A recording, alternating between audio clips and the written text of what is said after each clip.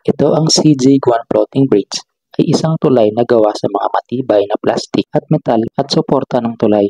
Ang mga plastik na materyales tulad ng high-density polyethylene ay karaniwang ginagamit dahil sa kanilang tibay at resistant sa tubig at may kakayahang mag-float upang lumika ang pansamantalang tulay sa ibabaw ng tubig. Dahil ang ganitong klaseng tulay ay mas madaling gawin. Ito ay ginawa sa panahon ng ikalawang digmaang Tsino laban sa mga Hapones. Noong naganap ang ikalawang digmaan Tsino at Hapones, isang malaking salungatan sa pagitan ng Republika ng Tsina at ng Imperyo ng Hapon. Ang digmaan ay nagsimula sa insidente sa tulay ng Marco Polo noong July 7, 1937 kung saan nagkaroon ng sagupaan kung saan ang mga puwersang militar ng Tsina at Hapon malapit sa Beijing.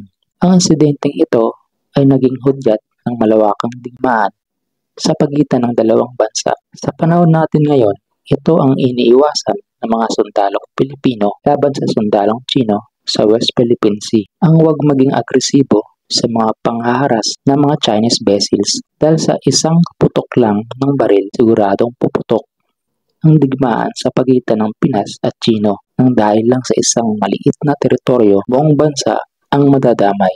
Ang pangunahing layunin ng pagtatayo ng CJ-1 Floating Bridge na ito ay upang magbigay ng isang mabilis at pangsamantalang daanan para sa mga sundalong Tsino at sa mga kagamitan habang sila'y nasa gitna ng digmaan laban sa mga Hapones. Noong 2016 muli itong binuksan para magamit ng mga publikong sasakyan. Ang tulay ay naging mahalaga ito para sa estratehikong paggalaw ng mga puwersang militar sa isang rehiyon na kung saan maraming ilog, mga katawang tubig na maaaring maging hadlang sa mga operasyon ng militar.